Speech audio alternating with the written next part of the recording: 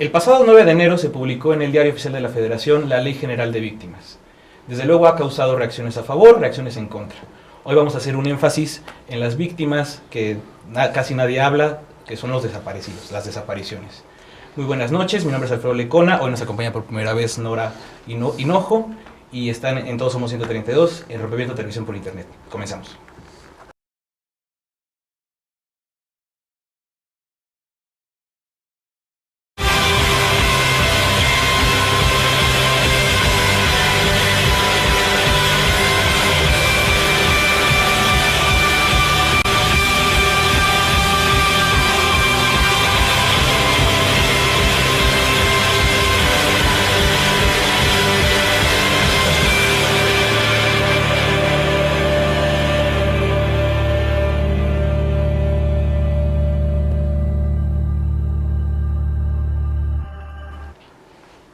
Buenas noches, como bien mencionaba Alfredo, el día de hoy vamos a abordar un tema muy importante en el marco de la publicación de la Ley General de Víctimas, para hablar un poco sobre este tema tan importante que es la desaparición forzada.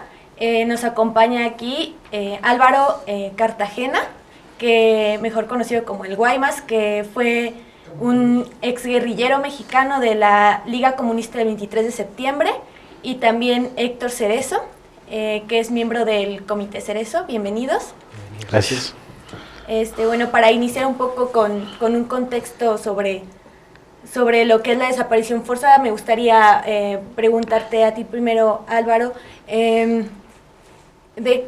¿cuáles eran los ideales o por qué luchaba la Liga del 23 de septiembre? Para un marco general de cómo esta lucha de contrainsurgencia también fue aplastada por el gobierno, ¿no?, a través de la Brigada Blanca y de diferentes organizaciones.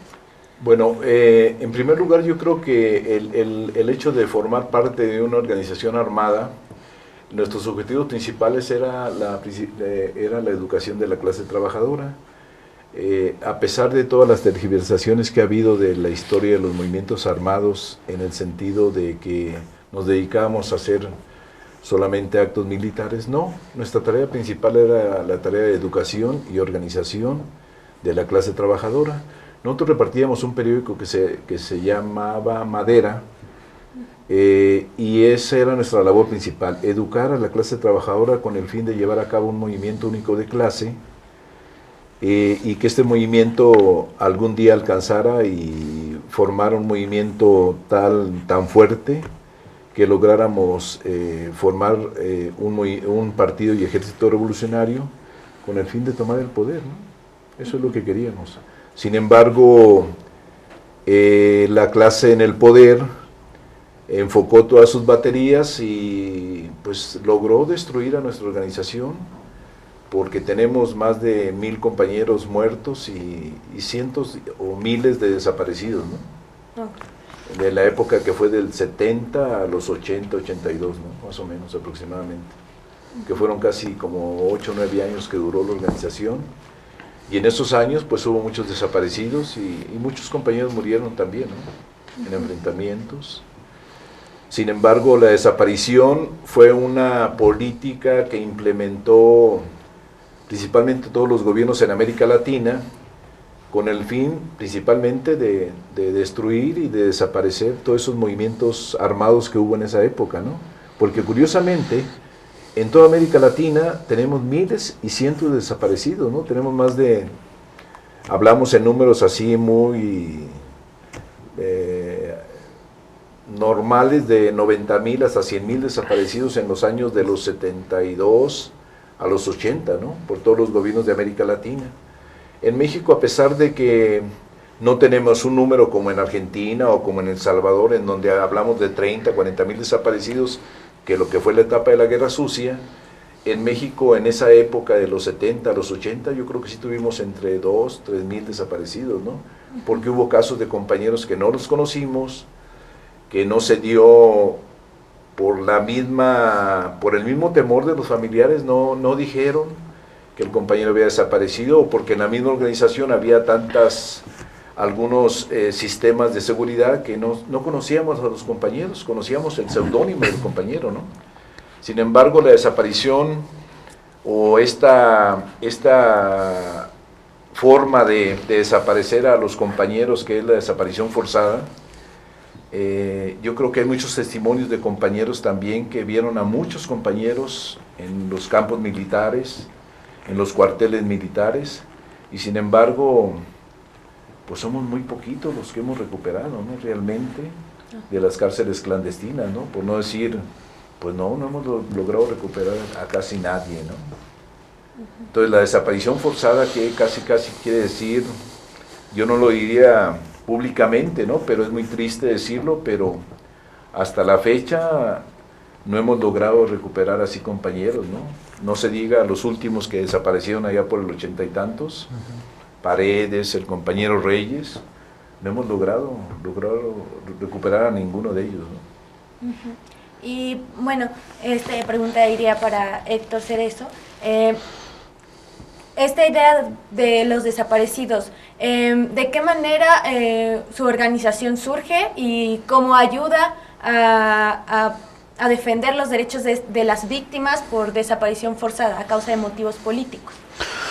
Bueno, nuestra organización surge con la detención ilegal y arbitraria de 3 de nosotros, 3 miembros de la familia Cerezo Contreras. Estuvimos en prisión, uno de ellos 5 años, 2 de ellos 7 años y medio. Y ese es el origen del Comité Cerezo México, un comité que luchaba por la libertad de los presos por motivos políticos. Ese es el origen. En ese proceso de lucha, ya actualmente casi de 12 años, nos fuimos encontrando con que no solamente había víctimas, personas que habían sido encarceladas por motivos políticos, por su lucha o por defender derechos humanos, sino también que había otro tipo de víctimas, como las víctimas de tortura, de amenazas de muerte, de ejecución extrajudicial y también de desaparición forzada. Y nada más para hacer un pequeño paréntesis, tenemos que definir la desaparición forzada para poder entender de lo que estamos hablando, porque hay diferentes tipos de desaparición, hay 4 tipos. La desaparición forzada tiene que cumplir tres requisitos para hacer como tal. Una, que haya sido una detención legal o ilegal, ese es el primer elemento. 2, que esa detención haya sido hecha por miembros del Estado, ya sea policías, judiciales, militares, ¿no? Y el último elemento es que la misma autoridad niegue que hayan desaparecido a esa persona. Son los 3 elementos. Ahora también la desaparición forzada la pueden hacer el Estado directamente a través de sus fuerzas policíacas o militares, pero también, como en los últimos años en México, lo está haciendo a través de civiles, es decir, de grupos paramilitares. Entonces, para evadir la responsabilidad del Estado de las desapariciones forzadas, lo que ha hecho es desaparecer personas a través de civiles. Entonces, esa es la desaparición forzada. Hay otro tipo de desapariciones también, pero lo que nos ocupa a nosotros como organizaciones es la desaparición forzada por motivos políticos, es decir, desapariciones forzadas en contra de luchadores sociales o defensoras de derechos humanos, ¿no? Ese es como el eje de nuestra organización, y desde el 2010 estamos impulsando, junto con otras 60 organizaciones, la campaña nacional contra la desaparición forzada, que tiene uno de los ejes principales, es la documentación de estos casos de defensoras y defensoras que han desaparecido de manera forzada, pero también hemos hecho 2 informes. En el 2011 hicimos un informe, en el 2012 hicimos otro informe. En resumidas cuentas, del 2006 al 2012 estamos hablando de 57 defensores y defensoras que están documentados que fueron desaparecidos por miembros del Estado. Y también hemos elaborado un manual que se llama el manual ¿Qué hacer en caso de desaparición forzada? Entonces, básicamente, la desaparición forzada ha sido uno de los ejes que en los últimos 2 años hemos tomado como Comité Cerezo México. Sí. ¿Cómo ve el Comité Cerezo? Ahorita quiero enfocar aquí la pregunta. En el marco de la gran reforma de derechos humanos del año antepasado, donde obviamente deriva de un caso de desaparición, precisamente de desaparición forzada, el caso de Rosendo Radilla Pacheco, que en el 74 desaparece y bueno, hasta hoy en día es cuando la Corte Interamericana de Derechos Humanos le exige al Estado mexicano hacer todo por encontrarlo, en un ámbito primero personal del caso particular, y en un segundo momento a reformar una gran cantidad de ordenamientos, esto llegó a tocar la Constitución y tenemos una reforma en materia de derechos humanos. ¿Cómo lo vieron ustedes este proceso? ¿Cómo ve el Comité de Cerezo que a partir de un caso de desaparición forzada haya habido una reforma integral se supone que tiene que aplicarse de cuarta generación de derechos humanos? Pues es un elemento positivo y no solamente la sentencia en el caso Radilla, sino también en el caso de Campo Algodonero, que también tiene que ver con desapariciones. En el primer caso, el de Radilla, es directamente el Estado el autor de la desaparición. En el caso del Campo Algodonero, el Estado es culpable por omisión, porque no hizo absolutamente nada para que esas desapariciones de mujeres no sucedieran. Es positivo en el sentido de que actualmente podemos recurrir a las instancias internacionales que protegen este derecho humano, que es el derecho humano a no ser detenido o desaparecido, que es el derecho humano, es el último derecho humano estipulado el 30 de agosto del 2012. Entonces, ante la gravedad de esta situación, ya hay un derecho humano que se llama el derecho humano a no ser detenido o desaparecido. Entonces, es positivo que esté en la Constitución, que esté en las leyes. Desgraciadamente, el mismo gobierno mexicano no ha cumplido a cabalidad con la sentencia, con la condena en el caso de Rosendo Radilla. Y uno de los elementos muy importantes de la sentencia son la reparación integral del daño, que incluye las garantías de no repetición. En teoría, el Estado está obligado a modificar estructuralmente para que este tipo de casos de desaparición forzada nunca vuelvan a suceder, que esa es la mejor reparación que se le puede dar, no solamente a la víctima directa, que es el desaparecido y la familia, sino al conjunto de la sociedad.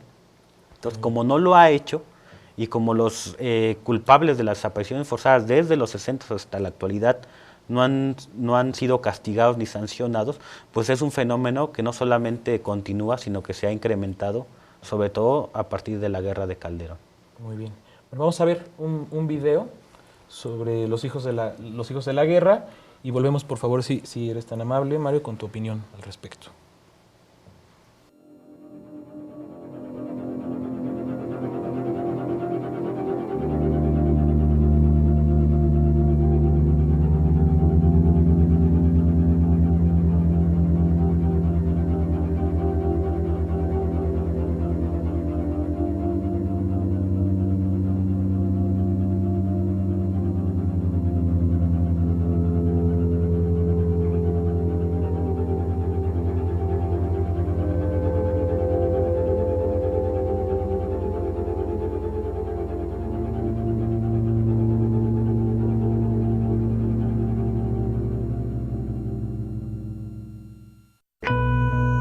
No es desenterrar el pasado siempre ha estado presente. No sabemos cómo pasaron estos 30 y tantos años, porque nosotros siempre hemos pensado a lo mejor mañana, y mañana desde el momento, el mañana y el mañana contando los días. Han pasado tantos años. Como dicen, ya no hay que reabrir la herida. ¿Cuál reabrir? La herida está abierta, jamás ha sido cerrada. No es que esto haya pasado hace mucho tiempo, esto sigue pasando. Porque en la medida en que no conozca la familia, el familiar de la víctima, qué fue lo que pasó con su familiar, o en dónde está, o cuál fue la suerte que corrió, o en dónde está enterrado, el delito se sigue cometiendo. Y su país sigue cometiendo segundo a segundo desaparición forzada. De hecho, el ejército mexicano es culpable directo de más del 80% de las desapariciones forzadas. Es un tema que no se toca en la reforma procesal penal que está en curso en México actualmente. Es algo como que se quisiera negar. Es como en la historia, en la vida de una persona, como un trauma del cual no quisiera hablar, y sin embargo ahí está. Mi nombre es Rosa Santiago Galindo.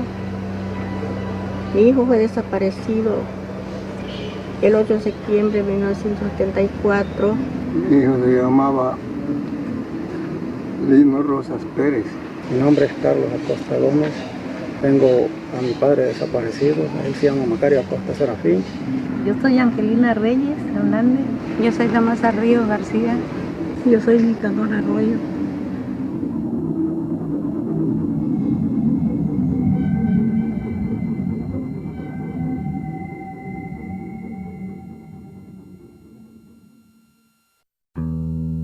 Nosotros sabemos que el movimiento armado, ¿verdad?, del maestro Lucio, el maestro Genaro, estaban aquí en Atoyac, en la sierra, pues con el pretexto de perseguirlos a ellos, ¿no? Y ante la impotencia de no poderlos agarrar, se fueron contra la población civil, la población indefensa. Por todos lados las tanquetas, como si hubiéramos estado en guerra, pues, ¿no? Torturaron muchísima gente. Yo recuerdo que aquí amanecían cuerpos, aquí en el municipio de Atoyac, en las calles. Me dice, oiga, señora, ¿y si su papá desapareció y ya? Le dije, no, señor. Mi papá fue detenido y desaparecido por miembros del ejército en un retén militar. Me decían, bueno, ¿y tú? ¿Por qué no perdonas? Le digo, bueno, por lo mismo que aquel no me dice qué hizo con mi padre. ¿En qué situación se encuentra él? ¿Está vivo, está muerto? No sé. Eso de que la tortura es un acto de ejecución instantánea y no de carácter continuada, pregúntenle a los familiares de las víctimas si no viven ellos una tortura continua desde que se lo llevaron vivo, mientras no conocen qué fue lo que pasó. Bueno, aquí hay que luchar porque se reconozcan como desapariciones forzadas, no darles otro nombre, porque la desaparición forzada es un crimen de Estado. Entonces tiene toda una connotación política que se quiere evitar. Y si no se aplica la categoría adecuada, entonces se evita la persecución penal y se genera impunidad. No, las desapariciones se siguen dando. Eso nunca ha parado. Las desapariciones son una práctica que ha sido institucionalizada, porque siempre, y sobre todo el ejército, ha desaparecido muchísima gente.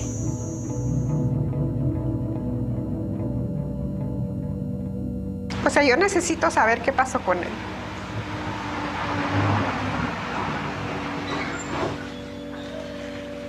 Y si no somos los familiares, ¿quién lo va a hacer?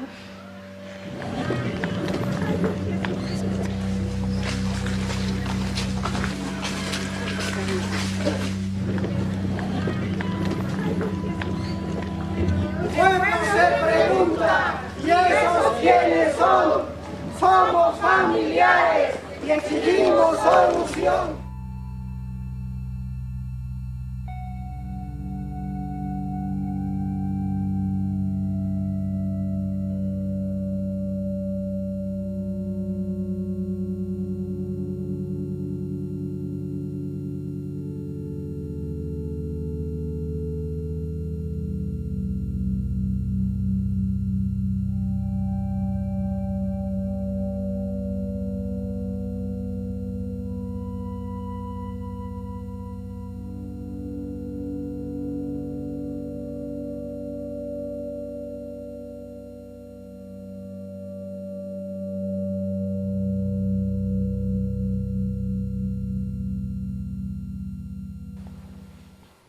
Bueno, pues ese fue un video del emblemático y paradigmático caso de Rosendo Radilla.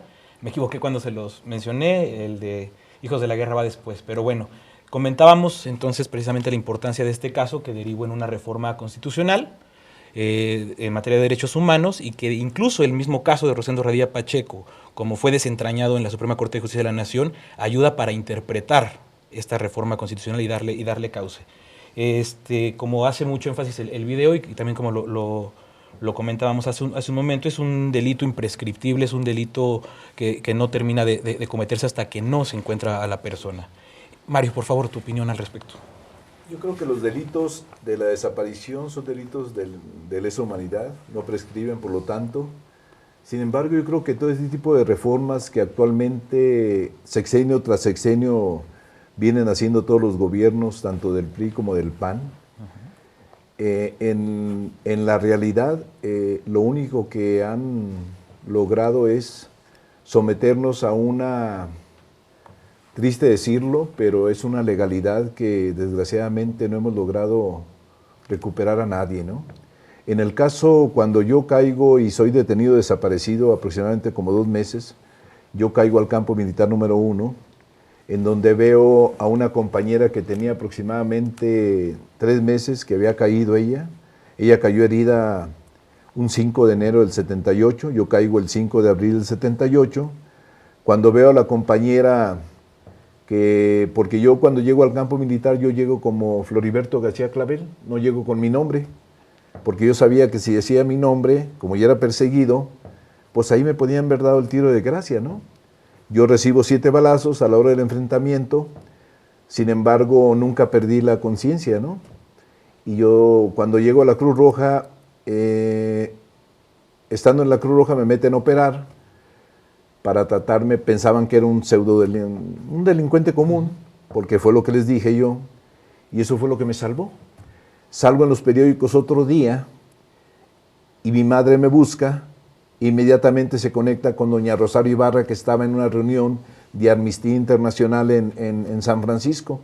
Le llegan 3,000 telegramas al gobierno de López Portillo, y él, ante esa presión internacional, me presentan vivo. A los 2 meses me presentan vivo en el reclusorio norte. Sin embargo, cuando llego al reclusorio, lo primero que le digo a doña Rosario, le digo, ¿sabe qué, doña Rosario? Quiero dar un testimonio porque yo vi a una compañera viva en el campo militar. Ah, sí, Mario. Llega Pepe Rebeles, llegan algunos periodistas, doy el testimonio ante fresquecito, tenía 2 meses, ante la presión de la Brigada Blanca en aquella época de que no dijera nada, me siento con todo el valor para decirlo y doy el testimonio. Sin embargo, la compañera jamás salió. Hasta la fecha está desaparecida. La compañera es Alicia de los Ríos Merino, la compañera Susana, que ella cayó herida. Sin embargo, yo la vi, como le estoy viendo a ustedes, aproximadamente la vi 1 minuto, 2 minutos. Sin embargo, no sé, nunca perdí esa noción y nunca perdí la certeza de decir, no, pues es Alicia, ¿no? Claro que la veo. Y ella es la que me identifica, ¿no? La reconoce. A la hora de que dice, no, pues es el Guaymas, ¿no? Sin embargo, yo a la primera cachetada iba a decir que era el Guaymas, ¿no? Porque no puedes aguantarte tanto tiempo, ¿no? Pero, sin embargo, la compañera, cuando yo doy el testimonio, pasa el tiempo y hasta la fecha, ¿no? Seguimos, es más, yo fui a la Comisión Interamericana de Derechos Humanos allá por 1983-84, di el mismo testimonio de que la compañera la había visto viva y jamás logramos recuperarla, ¿no?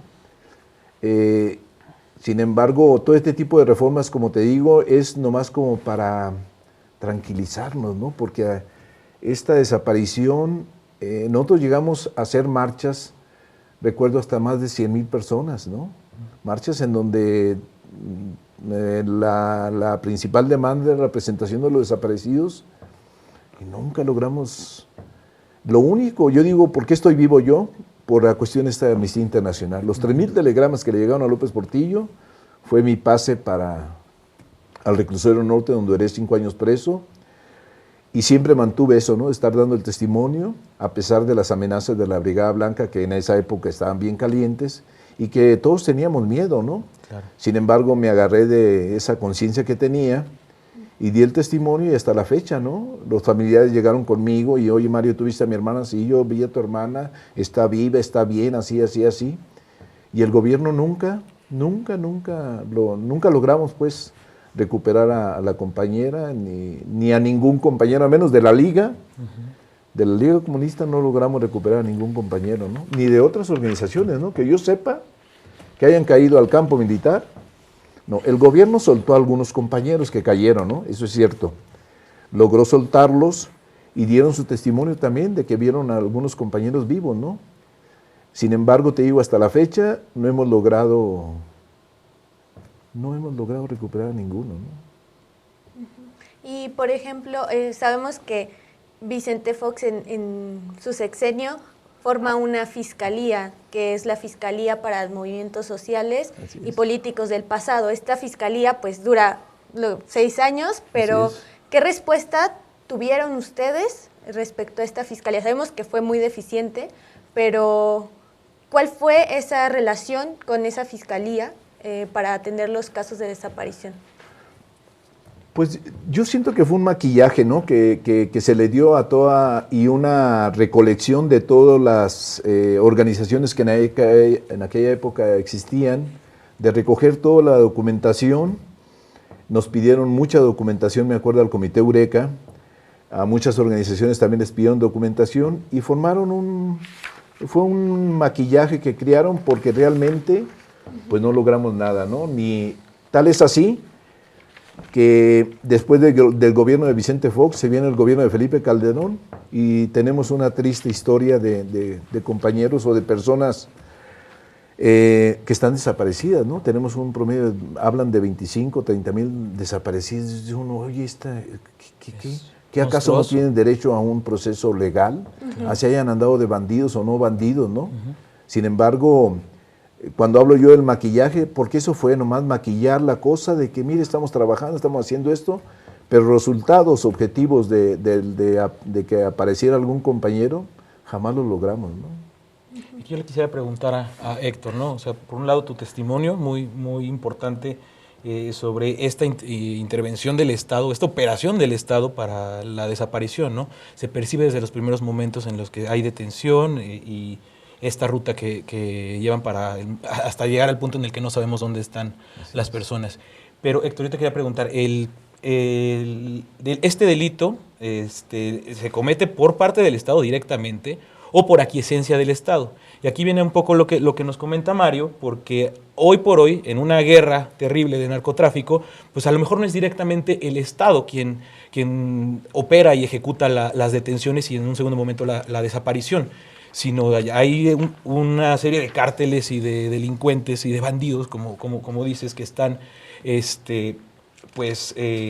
el marco de toda la violencia que se ha desatado, desapareciendo a personas. O sea, estas personas pues, deberían de ser tratadas, quienes ejecutan la desaparición, como delincuentes, como gente que comete delitos, como grupos que cometen delitos, pero el Estado muchas veces lo tolera, ¿no? Y ahí están las cifras, ahí están los números. ¿Qué nos puedes decir de esto? O sea, de la aquiescencia del Estado, esa inactividad que tú mencionaste hace un rato al respecto.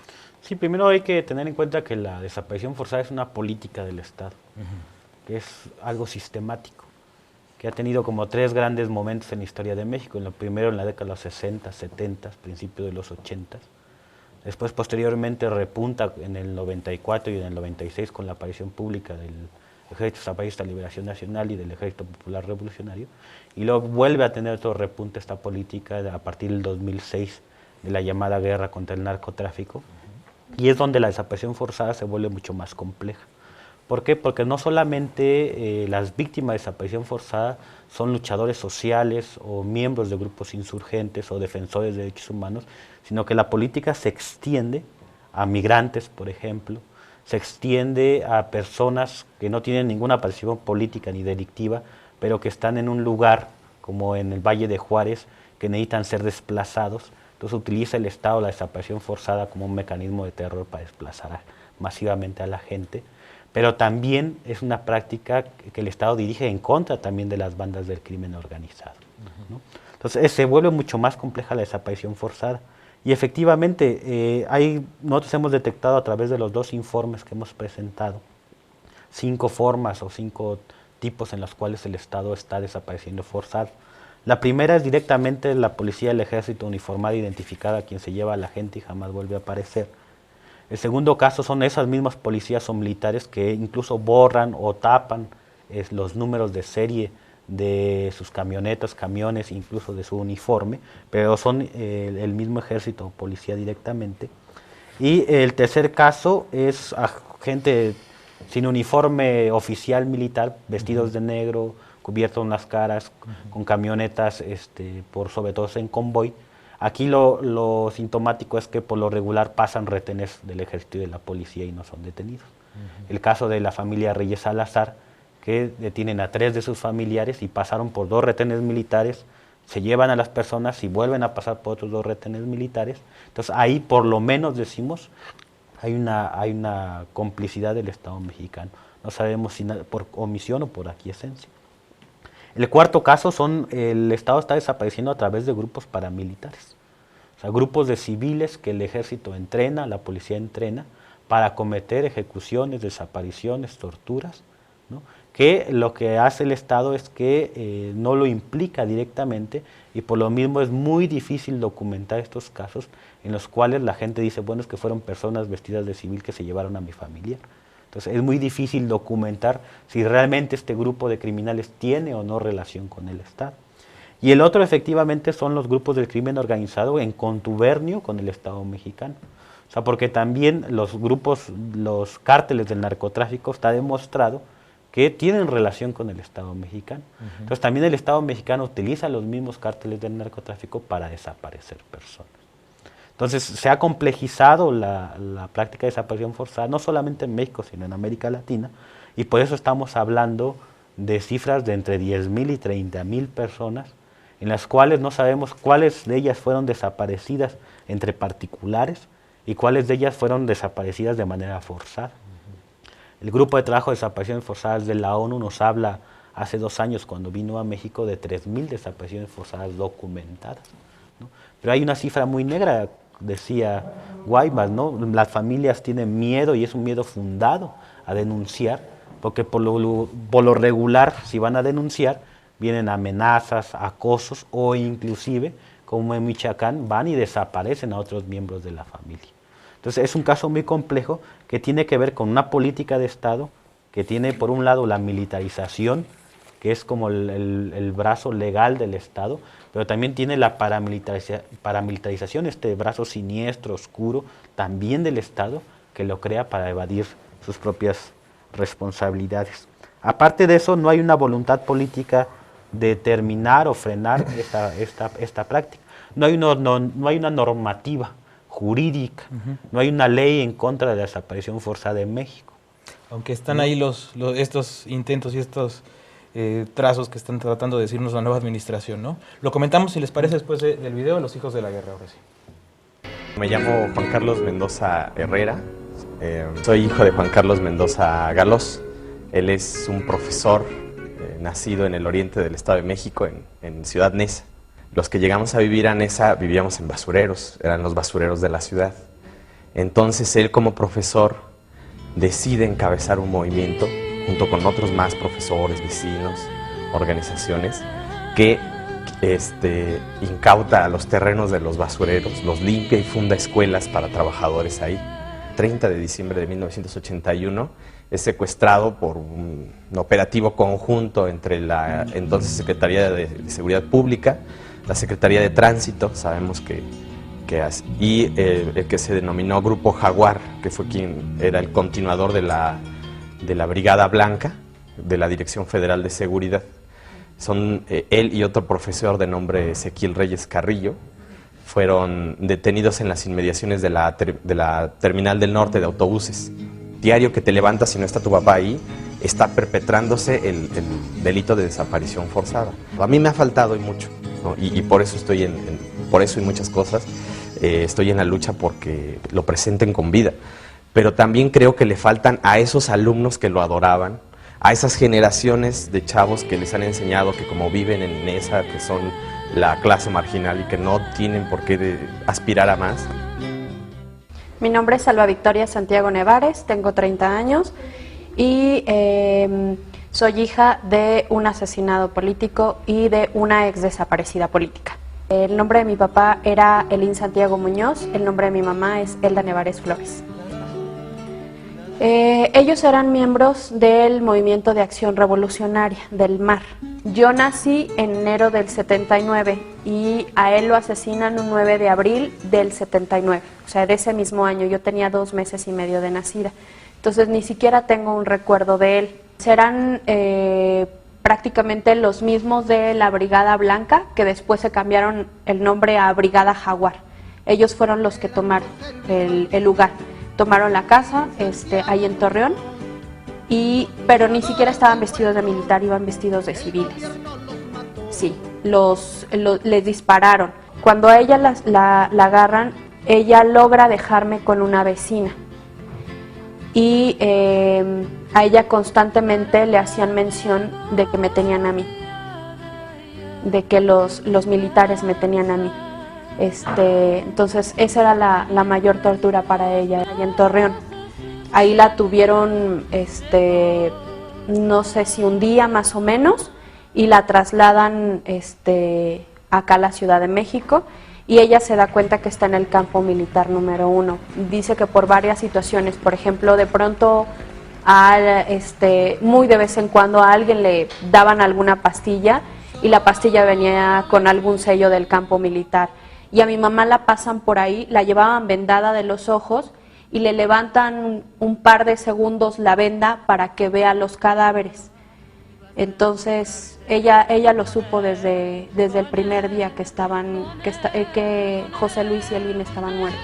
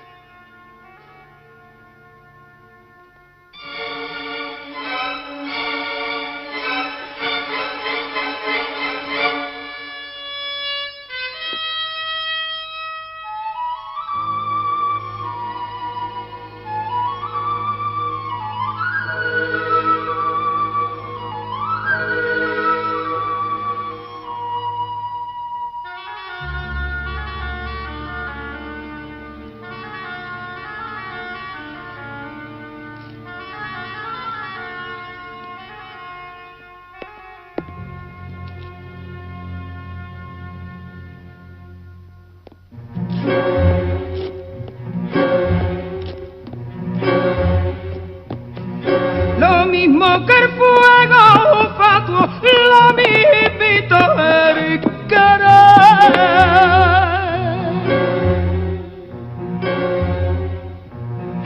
Lo mismo que el fuego fatuo, lo mismito el querer. Le huye y te persigue, le llamas y echa como rey. Lo mismo que el fuego fatuo, lo mismito el querer.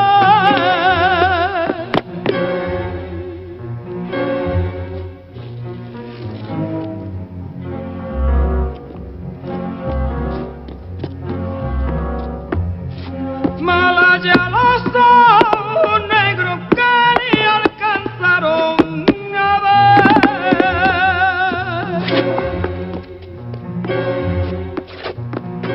Malaya los ojos negros que ni alcanzaron a ver. Malaya el corazón triste que en su llama quiso arder. Lo mismo que el fuego fatuo se desvanecer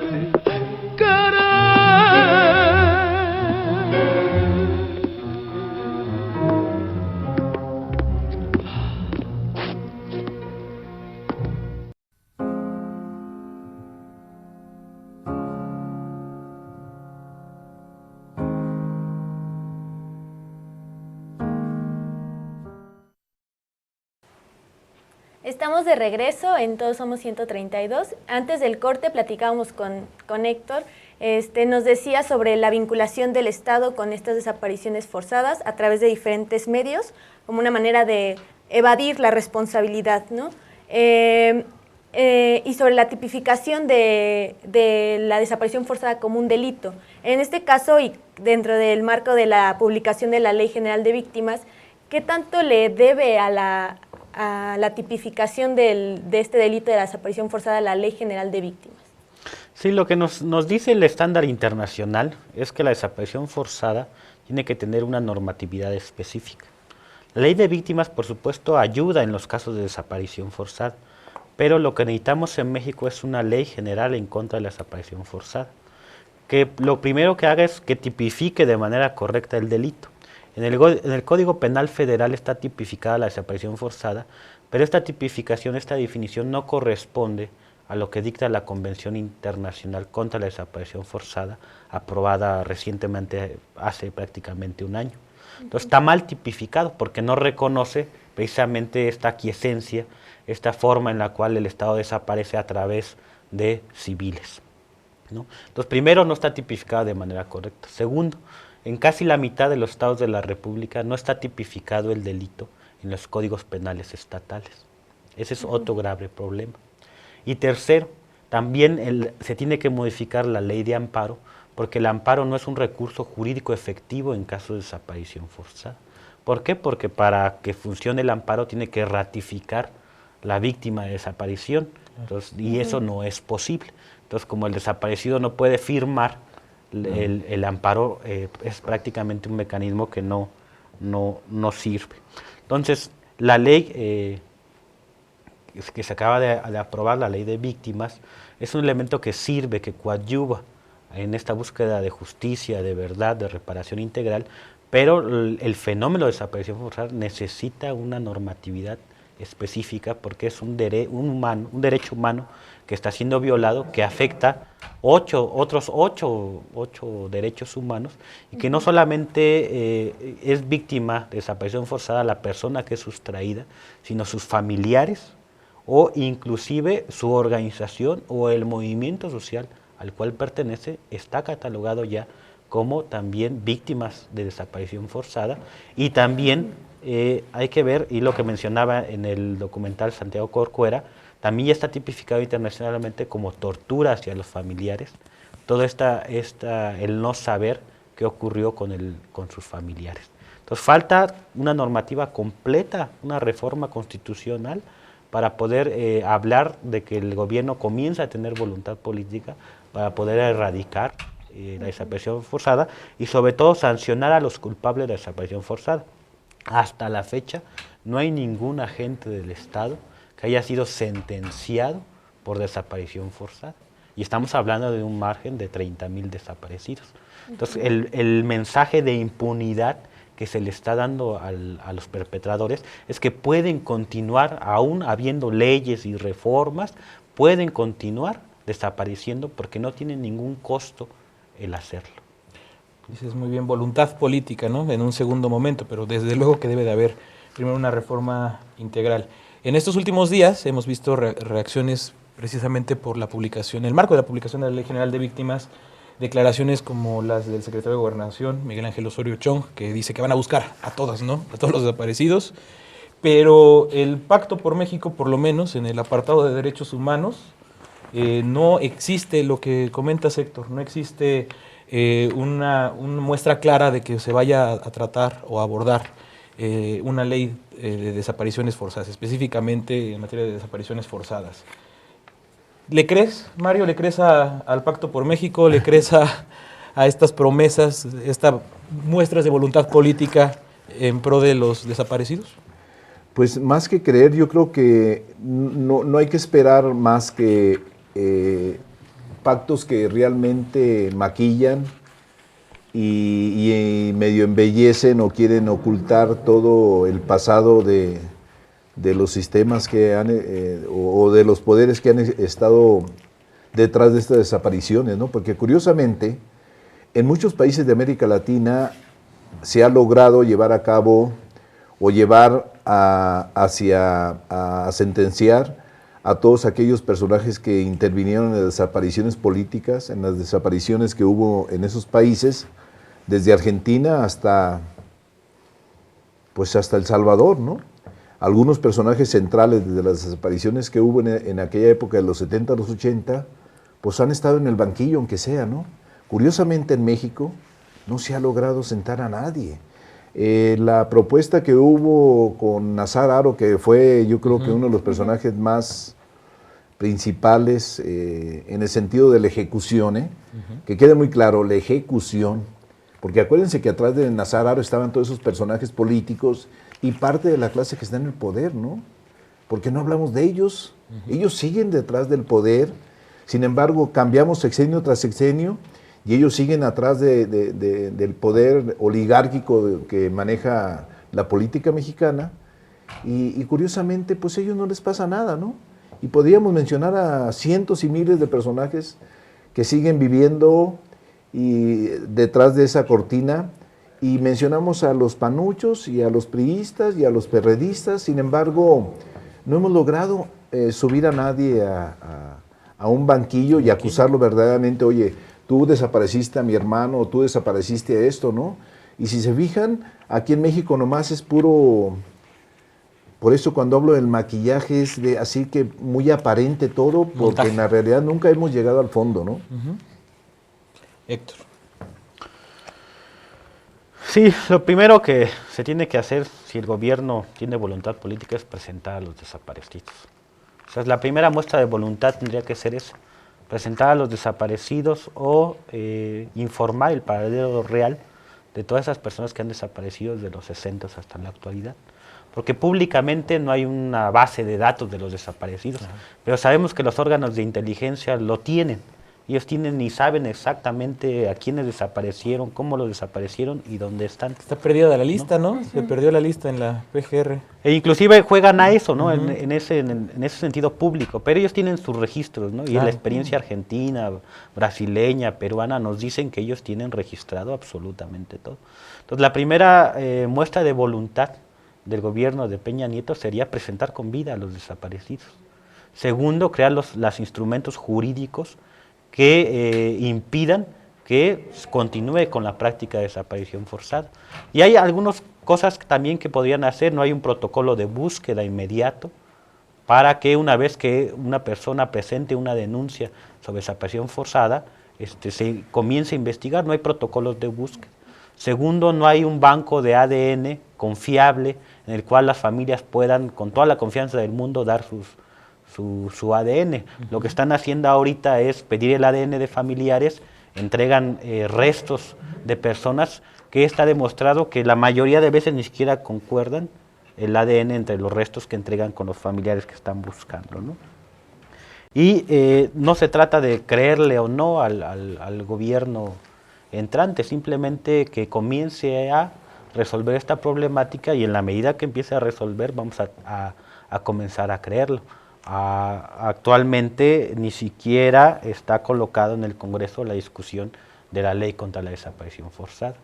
E inclusive en la propia ley de víctimas no hay un capítulo especial que esté tratando la complejidad de la desaparición forzada, porque la reparación integral no solamente tiene que ver con un recurso monetario, tiene que ver con las afectaciones psicosociales, con las afectaciones comunitarias y con, sobre todo, garantizar que no se vuelva a repetir el hecho.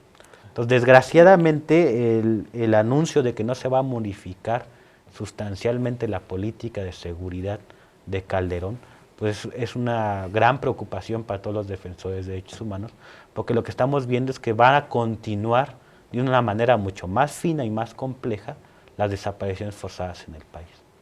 Y por ejemplo, vimos que también con esta eliminación de la Secretaría de Seguridad Pública en una supersecretaría, también se regresa un poco a este modelo de la Dirección Federal de Seguridad que había en los años de la Guerra Sucia. ¿Qué garantía tenemos y los defensores de derechos humanos, las personas que están en una oposición política y que llevan a cabo todos estos movimientos sociales, qué garantía hay también de las desapariciones forzadas, aunque el gobierno pueda hacer algo si se está regresando a un modelo que fue represor en ese momento? O sea, ¿qué garantía tenemos de estas declaraciones de una búsqueda por los desaparecidos? Por parte del gobierno no tenemos ninguna garantía. La única garantía la tenemos como movimiento social, como movimiento de derechos humanos. Es la única forma en la que vamos a poder frenar estas prácticas. Hay inclusive una ley que protege a defensores y a periodistas, ¿no? Hay una ley que protege a las víctimas. Hay una reforma constitucional en materia de derechos humanos y aún así se ha incrementado a nivel general las violaciones a derechos humanos. Entonces, ¿qué es lo que pasa? No podemos esperar que la autoridad por sí misma cumpla con sus obligaciones de ley, porque estamos viendo que su política es otra. Va a depender del movimiento social, de la organización de la sociedad, el frenar por lo pronto estas políticas de Estado que están lesionando al pueblo de México y poder revertir, o sea, cambiar las estructuras de gobierno que están permitiendo estas mayor violaciones a los derechos humanos. O sea, depende del movimiento organizado que tanto no podamos frenar estas políticas de terror. Y si no, la amenaza siempre es que todo quede en letra muerta, ¿no? Si no existe ese paso. Es innecesario, ¿no? Debería ser innecesario la publicación de una ley general de víctimas, de una ley específica de desapariciones forzadas. O sea, estas son cosas que no deberían de pasar. Más en tu experiencia, ¿cuál es lo que...? Y yo creo que más que volver al pasado, recuerden que el Estado aprende de los errores que se cometen y todo esto se va tecnificando, se van preparando mejor. Y si ese tipo de desapariciones anteriormente, pues acuérdense que muchas veces después de las desapariciones, con todos los ejemplos que tenemos en América Latina, pues ha habido también muchas muertes, ¿no? De compañeros que han matado, que les han hecho, supuestamente murió en un choque, o que se le pasó esto, o que se suicidó. Y hay muchas técnicas, ¿no? De la misma... yo creo que la clase aprende, y por supuesto, como decía el compañero, la única manera más bien, y a la vez de detener y de frenar esto, la desaparición forzada, solamente el movimiento social, que logremos aglutinar a todos los sectores por esa sola demanda, ¿no? Alto a la desaparición forzada, alto a tanto asesinato. ¿O acaso, pregunto yo a las autoridades, no tiene derecho ese personaje que andaba vendiendo, o no tiene derecho a que se le meta un proceso legal? Y de repente, pues, amaneces diario y ves el periódico y 10, 12, 15, 14. O sea, sigue la misma política represiva que impuso Calderón, o está detrás quién, pregunto, ¿no? Los gringos, que nos imponen este tipo de medidas, que puede ser, no se vayan tan lejos, porque los gringos, recuerden que ellos participan y tienen políticas de, a ver, vamos a seguir y vamos a acabar con esto, y vamos a tratar de implementar esa famosa ley tolerancia cero, etcétera, etcétera. Dice uno, ¿por dónde vamos, no? Y sin embargo, te digo, yo creo que lo único que puede frenar esto es un movimiento en donde logremos esta demanda, ¿no? Alto a las desapariciones y a los asesinatos, ¿no? Impunes que están sucediendo en la República Mexicana, ¿no? Tenemos un último video, México, secuestros y desapariciones. Esperemos sea de su agrado.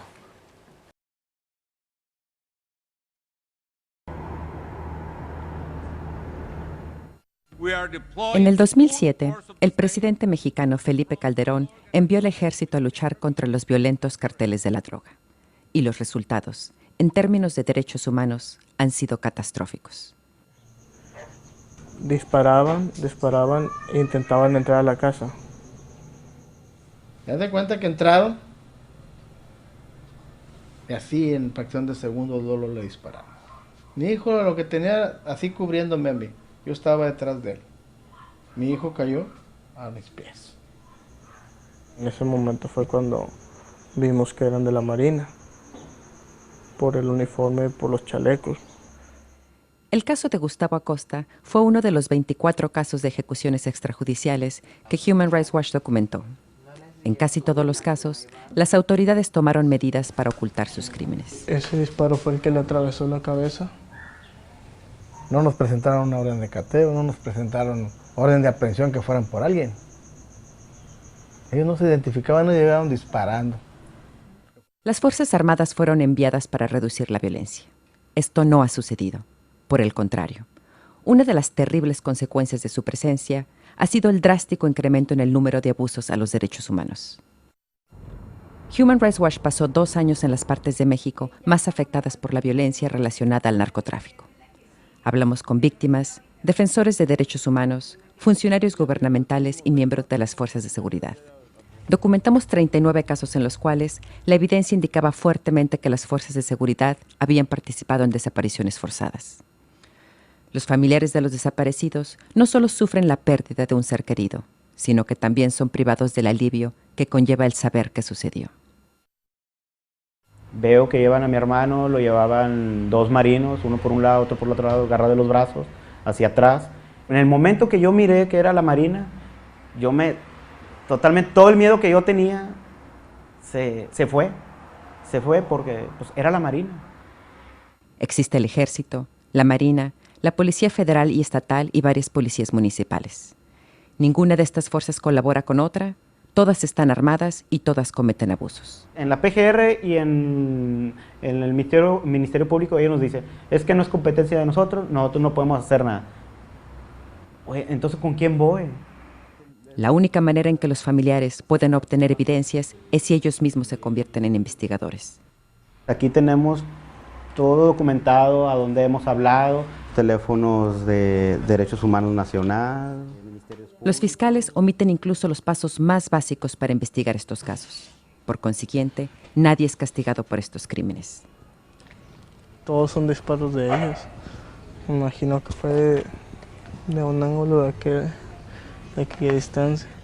El nivel de violencia que se está viendo en México no tiene precedente. Personas inocentes están siendo atrapadas en medio de la violencia. Están siendo torturadas, asesinadas, desaparecidas. Y posteriormente son llamadas criminales. Para mí es importante que se aclaren las cosas, que se aclare y que el nombre de mi hijo quede limpio. Eso es todo lo que yo quiero, nada más.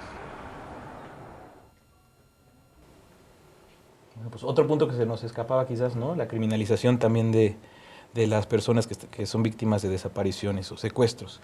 Llegamos a la parte final del programa. Por favor, nada más a manera de conclusión, Mario.